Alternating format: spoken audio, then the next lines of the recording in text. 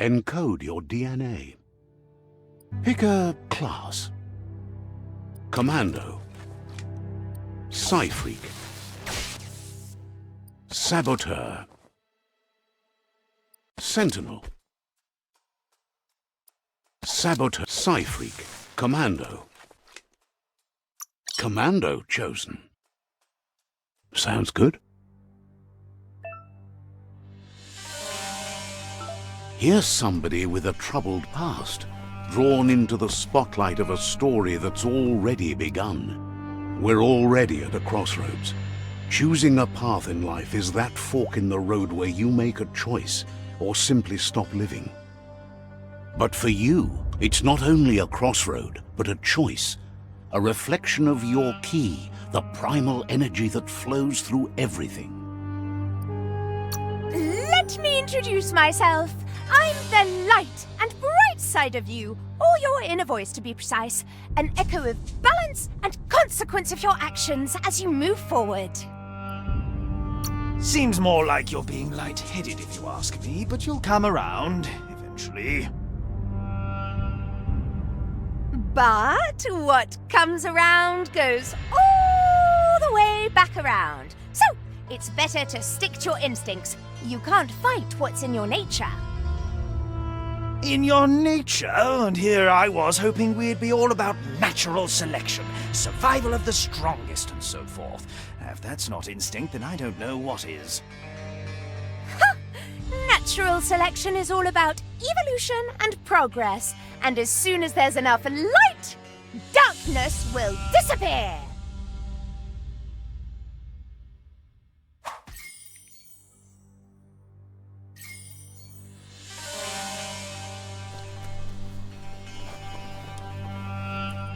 Right is always right.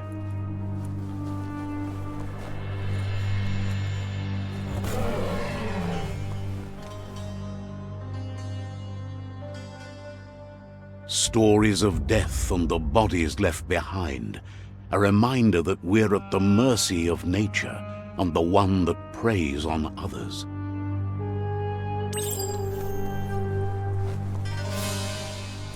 Do you remember the beast that shattered your family, or did you choose to forget? You turned your back on our world and got lost in your own. Meanwhile, the predator only grew stronger.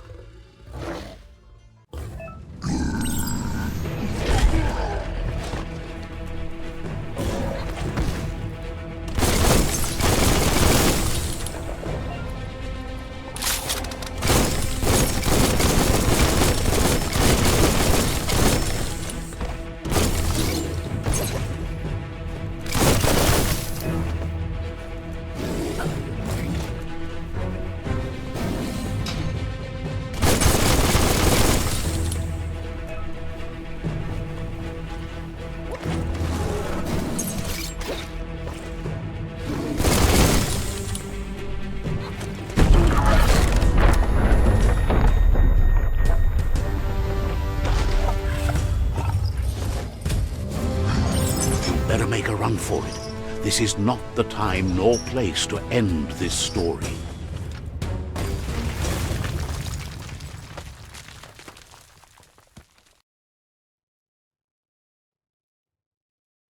This time, it was best to run and live to fight another day. Let us hope you're ready for it when it comes.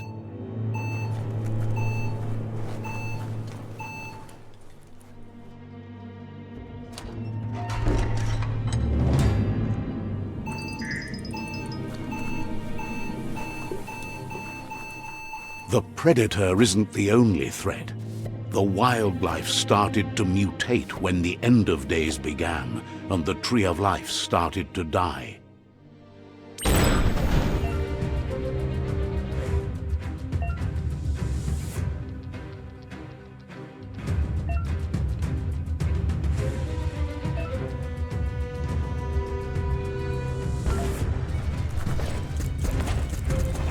Slash and dash.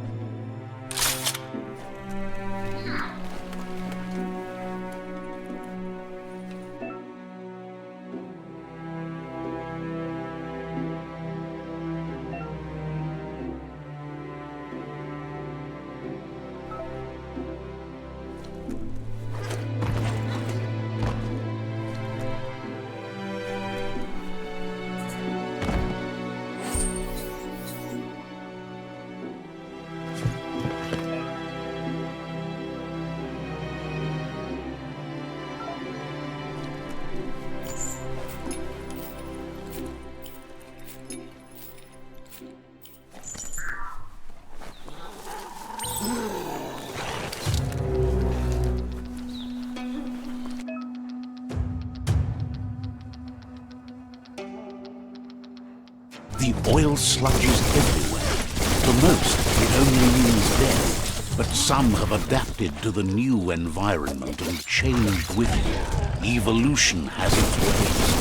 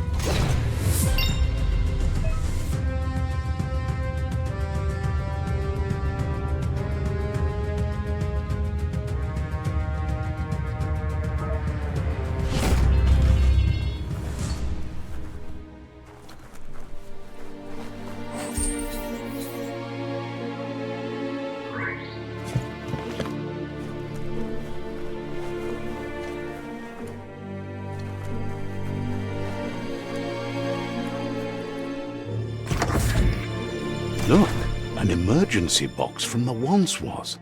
A rare sight.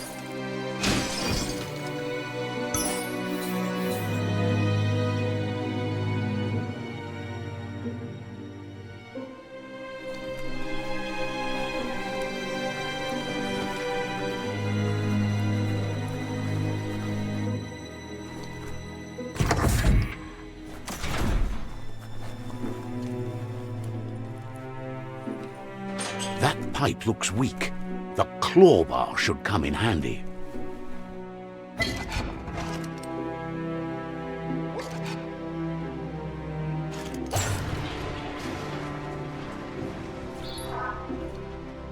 Whoa! It's time to find a way out of this place. No, really, I mean it.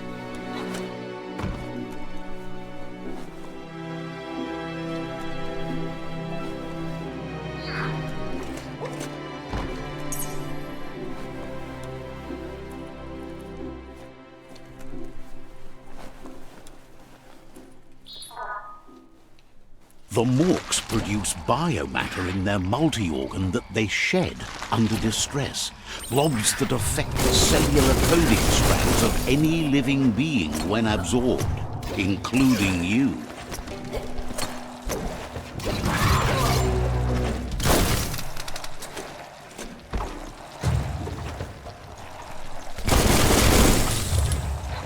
The deep cut.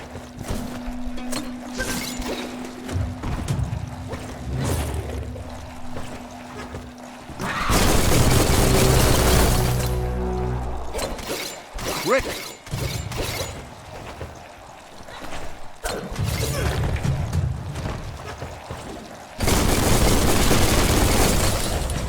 Blasting it to bits.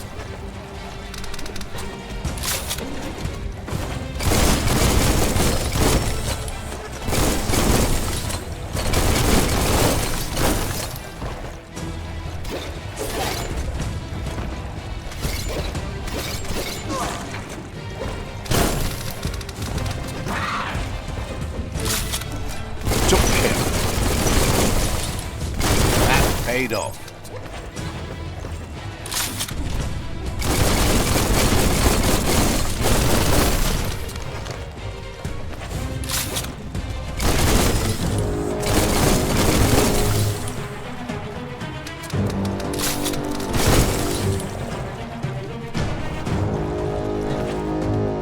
Bang, bang.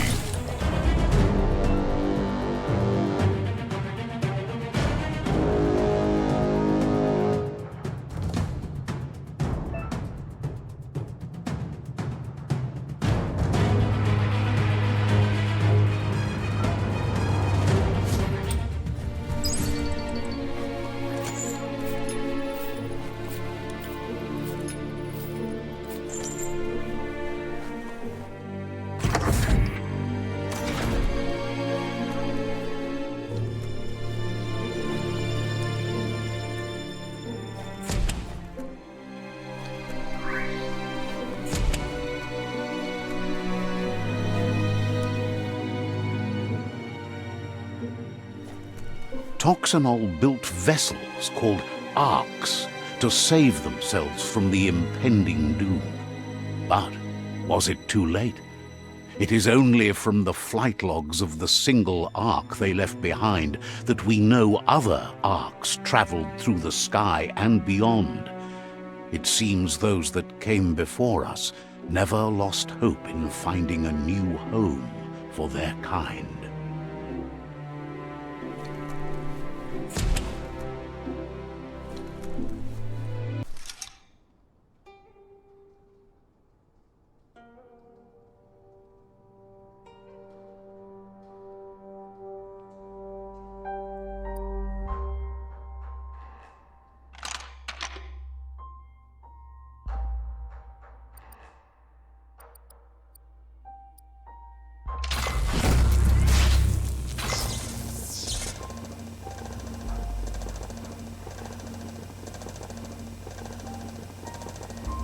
There are few records of the chain of events that led to the big apocalypse eons ago, but it's clear the world wasn't prepared for how recklessly the Toxanol Corporation would make its mark on the world.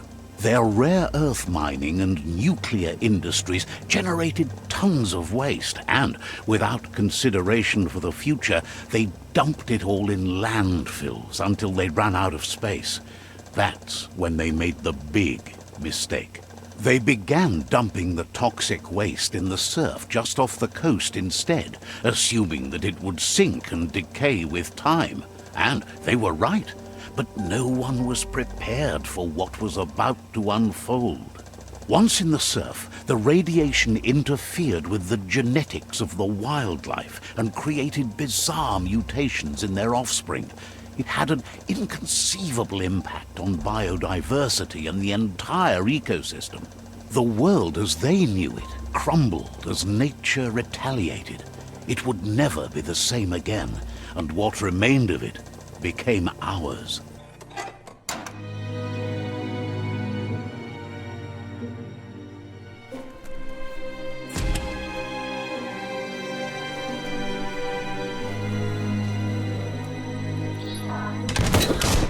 The sound of spark metal going pew-pew is never a good thing. It's coming from behind that door. A warning label. The box looks like a potential brain melt. It's going to take a bit of puzzling to short-circuit the door.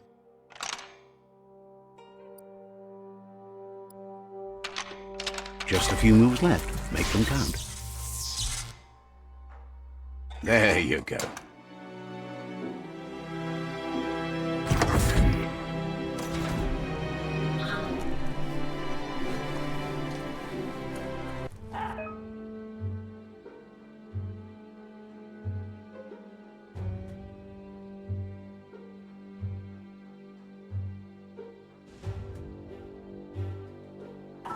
The wheeled one is outnumbered. You'd better help him out.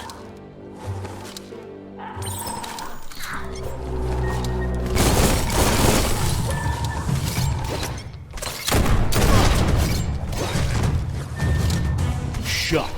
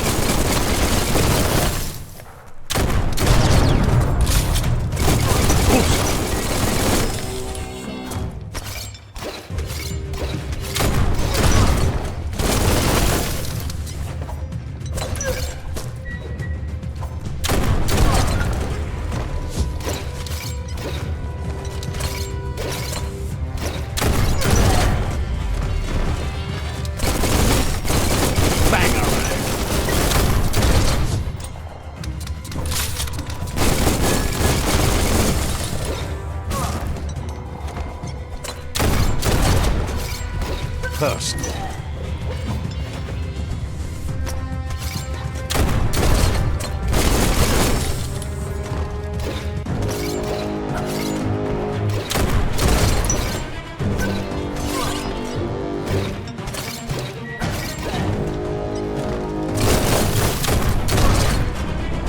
That's the last of them. Let's talk to the wheeled one before backup arrives.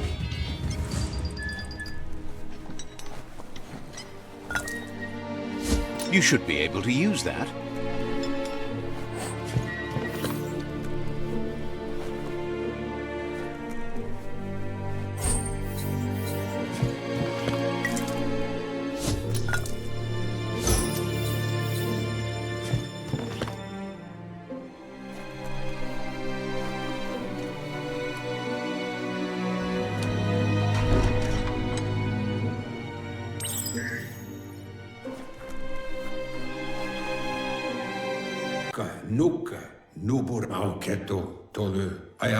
He wants to thank you for taking his side against the scavengers. He sounds familiar. You just can't figure out why. Gabobe farhi tamuk gabamuktab. He presents himself as out of date. He knows he's way overdue, but he hasn't given up. Balu budulua. He doesn't seem surprised that you don't recognize him. You were just a child back then, the night everything changed. Gabobe farhi yuba duluwa. There have been rumors of a one-eyed Ronin seen outside the Great Wall, and he's happy to see it's true. Yalawa watnao. The legend of the one-eyed child that grew up as an outcast is old and sad. Adu awa ya sawata mua. The child could have been anyone, but the evil it had fled had left a mark, a facial scar to remember the past. Adu awa ya. It's a scar you're covering under that eye patch, isn't it? But he would have recognized you anyways. You look exactly like your Muma. There's no doubt you're the child, and that what Lupa Lupin did to your village, your Muma and Popsy, was the beginning of the end.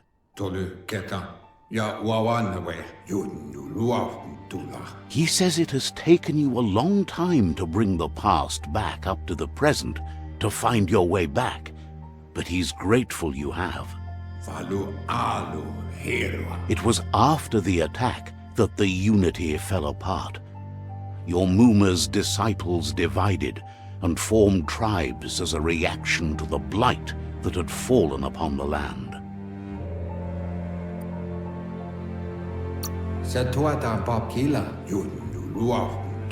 After the old village was destroyed and you disappeared, a struggle between the families erupted, and over time, the disciples turned against each other.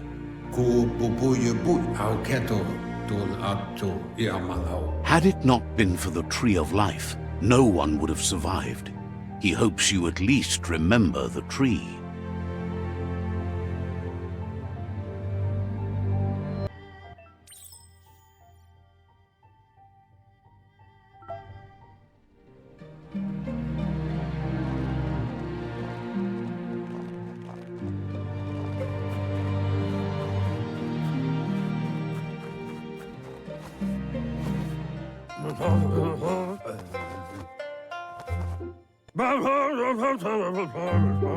Asks if you were tired, as it's a bit of a hike here from the village. He wonders if your Muma knows you are here.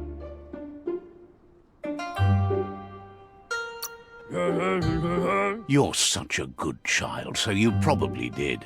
Even the young forget. He understands why you came all the way out here, to see them, the potato people.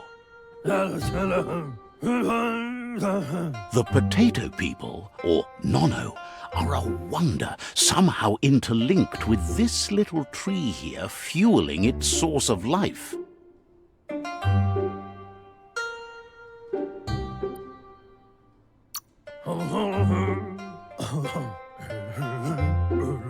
You might be right. Like potatoes, they're packed with energy, an excellent source of ki. The Nono prefer to hide in glitter grass. He says you should get over there and ruffle it. See if you can make one come out of hiding.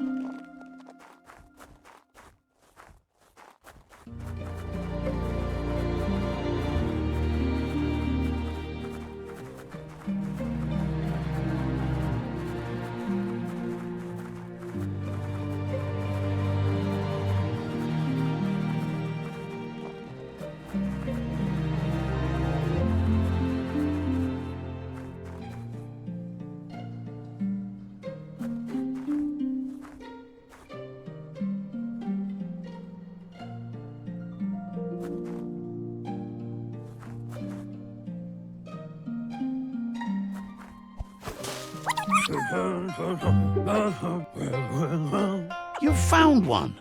You should be proud. They don't come out for everyone.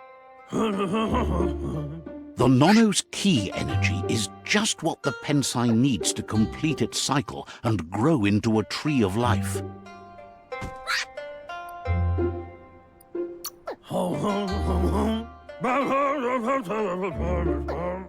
Only time will tell.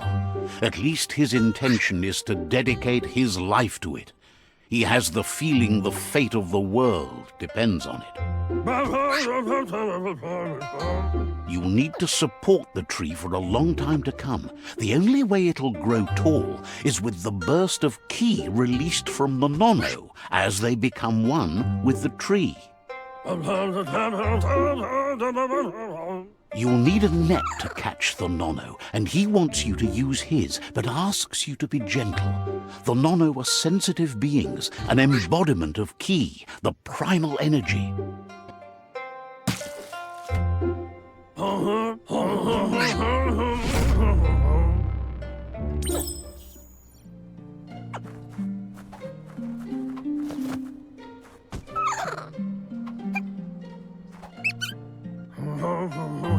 You handle that net like you've never done anything else. He's impressed. He's grateful for all the help he can get. There's lots of Nono out there that need to be guided to the roots of the Pensai tree. Oh, it'll need a continuous flux of ki over the 12 months to come, so countless, he'd say.